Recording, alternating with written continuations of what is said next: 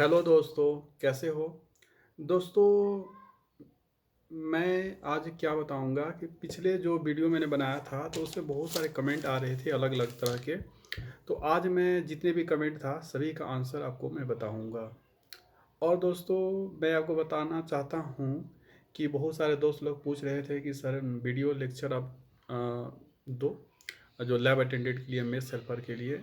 तो मैंने एक माइक मंगाया है, अभी मेरे पास माइक नहीं है, जिसके कारण मेरे वीडियो में थोड़ा आवाज़ भी अच्छा नहीं आता है। ठीक है, तो जैसे ही मेरा माइक आ जाएगा तो मैं आपको लैब अटेंडेंट के लिए, मेस हेल्पर के लिए, एंड इलेक्ट्रिशियन कम प्लम्बर है उसके लिए जो आपका होता है डोमेन नॉलेज, जो सब्जेक्ट स्पेसिफिक नॉलेज होता है, उसके लिए आपको वीडियो दूंगा।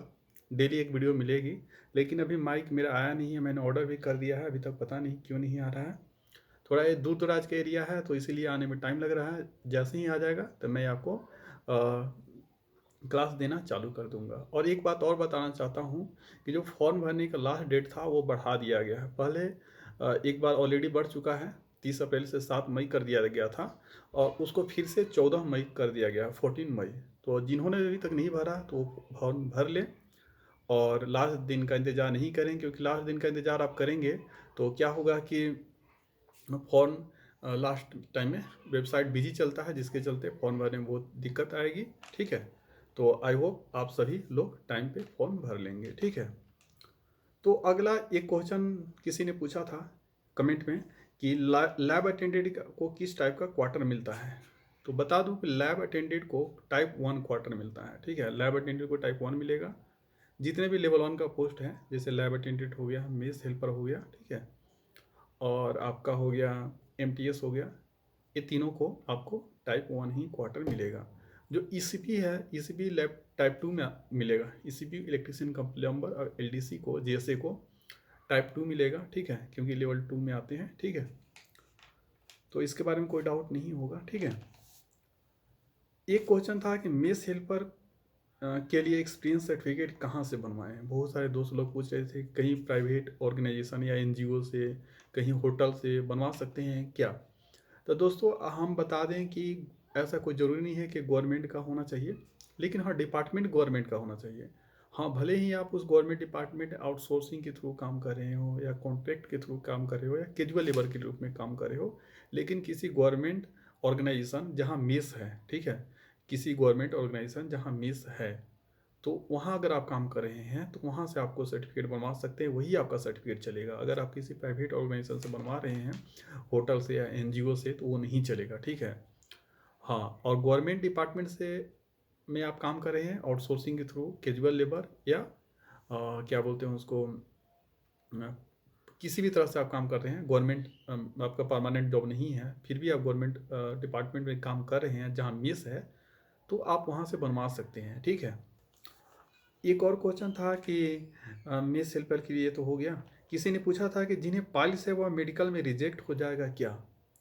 तो बता दूं कि पाइल्स वगैरह के लिए आप मेडिकल में रिजेक्ट कभी नहीं होंगे, क्योंकि एक क्लर्कियल यहाँ जॉब है, और रेलवे का या डिफेंस का जॉब है नहीं कि आपको बहुत स्ट्रॉन्ग मेडिकल होता है। यहाँ पर पाइल्स वगैरह के लिए कोई रिजेक्ट नहीं किया जाता है।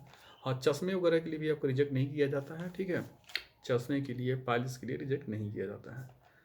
ये क्वेश्चन था कि एनबीएस जैसे की तैयारी कैसे करें। तो दोस्तों, मैंने एक ऑलरेडी वीडियो बना दिया है। हाँ, हो सकता है कि उसमें थोड़ा साउंड में प्रॉब्लम हो, लेकिन आप ध्यान से देखेंगे कि आपको समझ में आ जाएगा। अगर आपको थोड़ा सुनने में प्रॉब्लम हो रही है तो आप ईयरफोन लगा लीजिए, तो आपको कोई दिक्कत नहीं होगा। और ये सारे जो साउंड का इशू है वो माइक के चलते ही है, इसीलिए मेरा जो माइक है उसमें बहुत ख़राब साउंड आता है, और इसीलिए आज जो वीडियो बना रहा हूँ उसमें माइक का यूज मैं नहीं कर रहा हूँ। आज फ़ोन का जो माइक होता है उसी से मैं बना रहा हूँ। ठीक है, तो इसमें देखते हैं कि कैसा आता है, साउंड क्लियर आता है या नहीं। फिर ठीक है, लेकिन इसमें स्क्रीन रिकॉर्डिंग नहीं हो पा रहा है, इसलिए जो माइक अगर लगा लेते हैं तो उसमें स्क्रीन रिकॉर्डिंग काम करता है, लेकिन जो अब लाइव वीडियो बना रहे हैं उसमें स्क्रीन रिकॉर्डिंग का यूज नहीं कर पाते हैं। ठीक है, अगला क्वेश्चन था कि एनबीएस में टोटल कितना फॉर्म भरा गया है। तो दोस्तों, अभी तो फॉर्म भरना ख़त्म भी नहीं हुआ है, फॉर्म भरा ही जा रहा है। लास्ट डेट 14 मई है, तो 14 मई के बाद आपको बताएंगे कि टोटल कितना फॉर्म भरा गया। ठीक है, ये क्वेश्चन था कि मैंने यूआर कैटेगरी से फॉर्म फिल कर दिया है, तो क्या बाद में ईडब्ल्यूएस सर्टिफिकेट लगा सकते हैं। तो दोस्तों बता दूं कि आप अभी जिस कैटेगरी से फॉर्म भर रहे हैं, अगर EWS से भर रहे हैं तो आपका EWS से ही सिलेक्शन होगा। अगर UR से आपने फॉर्म भर दिया है तो UR कैटेगरी से ही सिलेक्शन हो जाएगा, ठीक है। तो अगर आप UR से भरे हैं तो आपका मेरिट बनाया जाएगा, तो आप देखा जाएगा कि UR का आप कट ऑफ क्रॉस कर रहे हैं कि नहीं। अगर UR का क्रॉस आप कटन क्रॉस करेंगे तभी आपको मेरिट में लिया जाएगा, ठीक है। ऐसा नहीं है कि बाद में आप EWS लगा देंगे तो EWS का मतलब कट ऑफ से आपको ले लिया जाएगा। आप फॉर्म में जो भरेंगे वही आपका फाइनल होगा। एग्ज़ाम कब होगा? तो एग्ज़ाम दोस्तों मैं बता दूं कि अभी तो आप देख सकते हो कि डेट बढ़ा दिया गया है फॉर्म भरने का भी। तो मुझे जहाँ तक लग रहा है कि इलेक्शन ख़त्म होगा उसके बाद 1-2 महीना टाइम लेगी, तो जून जुलाई अगस्त या सितंबर में आपका एग्ज़ाम होने की संभावना है, ठीक है। एक क्वेश्चन था कि MTS जो हेड क्वार्टर या RO काडर का है तो उसमें क्या काम रहता है। मैंने GNV काडर का काम बता दिया है, लेकिन हेड क्वार्टर काडर का काम नहीं बताया था। तो मैं बता देना चाहता हूँ शॉर्ट में कि हेड क्वार्टर में NVS में आप MTS में क्या काम रहता है MTS के पोस्ट पर। तो MTS के पोस्ट पर आप हेड क्वार्टर में या रीजनल ऑफिस में ज्वाइन करेंगे तो वहाँ पर ही आपको फाइल का काम रहेगा, जैसे कि जो फाइल को एक ऑफिस से दूसरे ऑफिस में ले जाना, ठीक है। लेटर वगैरह भी एक ऑफिस से दूसरे ऑफिस में ले जाना। जैसे NVS में हेड क्वार्टर रहते हैं, वहाँ अलग अलग डिपार्टमेंट होते हैं, तो एक डिपार्टमेंट से दूसरे डिपार्टमेंट में फाइल कैरी करना एक तो होगा। उसके अलावा स्पीड पोस्ट कराना भी आपका काम होगा। स्पीड पोस्ट कहीं कराना है तो उसको भी कराना होगा, ठीक है। उसके अलावा आपको हो सकता है डायरी डिस्पैच के काम दे दिया जाता है, MTS को डायरी डिस्पैच का भी काम कराया जाता है। उसके अलावा जैसे कि हो गया आपको फ़ोटो कॉपी वगैरह कराना, फ़ोटो कॉपी करना वगैरह भी ये काम होता है। और जैसे बहुत लोग बोलते हैं कि चाय वगैरह बनानी पड़ेगी क्या, तो चाय वगैरह नहीं बनानी पड़ेगी।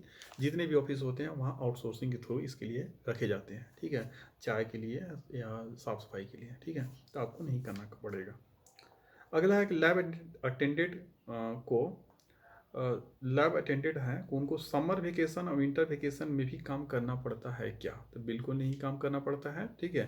समर वेकेशन और विंटर वेकेशन में काम नहीं करना पड़ता है। एंड समर वेकेशन और विंटर वेकेशन 3 महीना होती है तो उसमें आपको काम नहीं करना पड़ेगा और सैलरी भी आपको मिलेगी, ठीक है। सैलरी मिलेगी।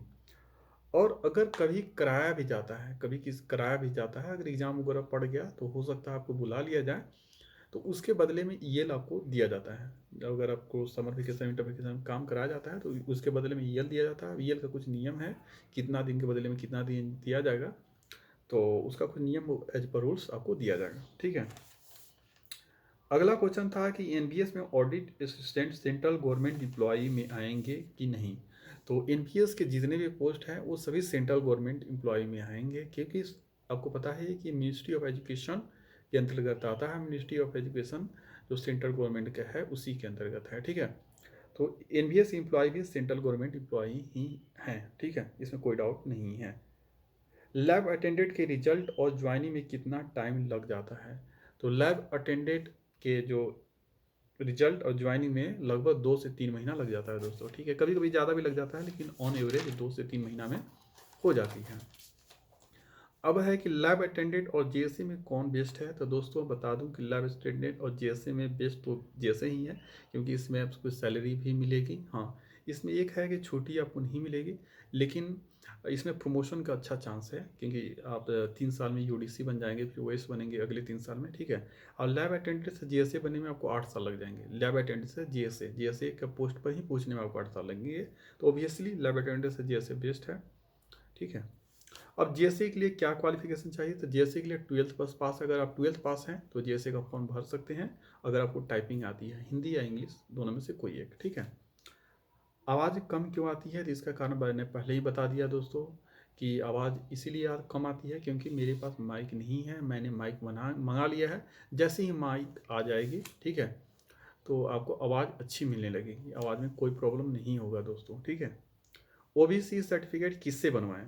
तो OBC सर्टिफिकेट कब आप बनवा रहे हैं दोस्तों, तो कम से कम SDM जो SDO होते हैं, कहीं कहीं SDO बोलते हैं, सब डिविजनल ऑफिसर, और कहीं कहीं SDM बोलते हैं, तो उस लेवल के कम से कम बनवाएं। कोशिश करेंगे DC से बनवाएं, डिप्टी कमिश्नर से, नहीं तो SDO लेवल का कम से कम तो बनवा ही लें, ठीक है, क्योंकि सेंट्रल गवर्नमेंट में उसी लेवल का मांगता है दोस्तों। मेस हेल्पर के लिए फूड एंड न्यूट्रिशन के लिए बुक का नाम बताने के लिए किसी ने कमेंट किया है। तो मेस हेल्पर के लिए जो फूड न्यूट्रिशन के लिए मैं एक बुक बता दूंगा, तो उससे आपका कोई काम नहीं होगा दोस्तों। क्योंकि इससे क्या करना होगा कि आपको एनसीईआरटी के जो बुक होते हैं 6 क्लास से 12 क्लास तक, तो जितने भी फूड से रिलेटेड चैप्टर हैं वो आपको पढ़ने होंगे, ठीक है। तो मैंने छाट के रखा भी हूँ, और जैसे ही मेरे पास माइक आ जाएगा तो आपको लेक्चर देना चालू कर दूंगा। एक तो आपको यहाँ से करना पड़ेगा फूड न्यूट्रिशन वाला, उसके अलावा हाइजीन के बारे में भी इसमें पढ़ना है, हाइजीन, ठीक है, स्वच्छता, हाइजीन का अपने आप को कैसे क्लीन रखें, मेस में कैसे हाइजीन मेंटेन करें। तो उसके लिए भी मेरे पास एक पीडीएफ है, मैंने कहीं से जुगाड़ किया है, तो मैं उससे आपको पढ़ाऊँगा। लेकिन अभी तो मेरे पास माइक है नहीं, तो वो अभी नहीं पढ़ा सकता, ठीक है। जैसे ही माइक आ जाएगा तो आपको मेस हेल्पर के लिए बस 4 या 5 वीडियो में मेस हेल्पर का पूरा जो डोमेन नॉलेज है वो कंप्लीट करा दूंगा दोस्तों, बस 5 लेक्चर में, ठीक है। और जो इलेक्ट्रीशियन का प्लम्बर है उसका भी 5, उसका लगभग 8-9 लेक्चर कराना पड़ेगा। और लैब अटेंडेंट का कम से कम 40-50, क्योंकि लैब अटेंडेंट का सिलेबस बहुत ज़्यादा है डोमेन नॉलेज का, ठीक है। आप जेएनवी में किस पोस्ट पर हो? किसी ने कमेंट किया था कि आप जेएनवी में किस पोस्ट पर हो, तो मैं बता दूं कि मैं जेएनवी में अभी जेएसए के पोस्ट पर काम कर रहा हूं, जूनियर सेक्रेटरी असिस्टेंट, जो कि जेएनवी कार्डर में हूं, ठीक है दोस्तों। जेएनवी कार्डर में जेएसए के पोस्ट पर हूँ। लैब अटेंडेंट में प्यून का काम कराते हैं क्या? बिल्कुल नहीं दोस्तों, लैब अटेंडेंट में प्यून का काम बिल्कुल नहीं करा जाता है। मैंने एक वीडियो भी बनाया था, एमटीएस का शायद बनाया था, उसमें मैंने दिखाया था कि जो यहाँ पर प्यून का काम जैसे कि हो गया, ये तो एमटीएस से भी नहीं कराया था, लैब अटेंडेंट से भी नहीं कराया जाता है, ठीक है। इसके लिए आउटसोर्सिंग के थ्रू रखे जाते हैं, जैसे 2 स्वीपर रखे जाते हैं आउटसोर्सिंग के थ्रू, एक लेडीज एंड एक जेंट्स। तो वो स्वीपिंग का काम करते हैं, जितने भी साफ़ सफाई वगैरह का काम हो गया। उसके लिए 2 सिक्योरिटी गार्ड भी रखा जाते हैं आउटसोर्सिंग के थ्रू, ठीक है। तो वो एक काम करते हैं, आपसे नहीं कराया जाता है। अगला है कि नॉन गवर्नमेंट भी एक्सपीरियंस सर्टिफिकेट चलेगा क्या? तो नॉन गवर्नमेंट का एक्सपीरियंस सर्टिफिकेट, जैसे कि डिपार्टमेंट तो गवर्नमेंट का ही होना चाहिए, ठीक है, डिपार्टमेंट गवर्नमेंट का ही होना चाहिए। लेकिन ये ज़रूरी नहीं है कि आप गवर्नमेंट हो, जैसे कि गवर्नमेंट का डिपार्टमेंट आप काम कर रहे हैं, लेकिन अगर कैजुअल लेबर ग्रुप में काम कर रहे हैं, आउटसोर्सिंग के थ्रू काम कर रहे हैं, या कॉन्ट्रैक्ट के थ्रू भी काम कर रहे हैं, तब भी आप इसके लिए एलिजिबल हैं, ठीक है। लेकिन डिपार्टमेंट गवर्नमेंट का होना चाहिए जिसमें मेस की फैसिलिटी है। जैसे एक दोस्त ने किया था कि मैं पीडब्ल्यूडी में काम कर रहा हूँ, मेरे पास 6 साल का एक्सपीरियंस है, तो मैं भर सकता हूँ कि नहीं? तो दोस्त, आप गवर्नमेंट डिपार्टमेंट में तो काम कर रहे हो, लेकिन पीडब्ल्यूडी में मेस नहीं होती, इसलिए आपका एक्सपीरियंस वैलिड नहीं होगा। हाँ, अगर कोई ऐसा डिपार्टमेंट में काम करे, जैसे जेएनवी में काम कर रहे हैं, ईएमआरएस में काम करे, क्लब मॉडल रेसिडेंशियल स्कूल में, या कुछ लोग ऐसे काम कर रहे हैं जहाँ जैसे कोई डिफेंस का डिपार्टमेंट है, वहाँ मेस है, तो भी आपका चलेगा, ठीक है। एसटी का वैकेंसी नहीं है तो क्या अप्लाई कर सकते हैं? बिल्कुल कर सकते हैं। एसटी वाले जितने भी लोग हैं, जिस कैटेगरी का भी वैकेंसी नहीं है, वो यूआर के पोस्ट के लिए एलिजिबल हैं। यूआर के पोस्ट के लिए सारे कैटेगरी के लोग एलिजिबल होते हैं। तो अगर आपके पास एसटी का वैकेंसी इसमें नहीं अगर निकली है किसी पोस्ट के लिए, तब भी आप अप्लाई कर सकते हैं। Important topics for all subject, किसी ने कमेंट किया है कि सर इंपॉर्टेंट टॉपिक्स बता दो, तो इंपॉर्टेंट टॉपिक्स भी बताऊंगा दोस्तों, एंड आपका क्लास भी लेंगे। लेकिन अभी थोड़ा आप वेट कीजिए, जैसे ही मेरा माइक आ जाता है तो इंपॉर्टेंट टॉपिक्स भी आपको बताएंगे, ठीक है। खैर, इंपॉर्टेंट टॉपिक्स तो ऐसे भी बता सकते हैं, तो कोई बात नहीं, आपको कोशिश करेंगे अगले वीडियो में इंपॉर्टेंट टॉपिक्स बताएं, ठीक है। जेसे में मैथ आती है या नहीं, और जेसे का सिलेबस वगैरह के बारे में किसने बताया है? तो जेसे में मैथ आती है दोस्तों, एंड जेसे का मैंने एक वीडियो भी बनाया था कि जेसे की तैयारी कैसे करें, तो उसमें पूरा डिटेल में बताया था कि तैयारी कैसे करना है, उसका सिलेबस क्या है, ठीक है ना, कौन से बुक्स पढ़ें, ये सारा बता दिया था, तो आप वो वीडियो देख सकते हैं। एक क्वेश्चन था कि लैब अटेंडेंट का एग्ज़ाम ऑनलाइन होगा या ऑफलाइन?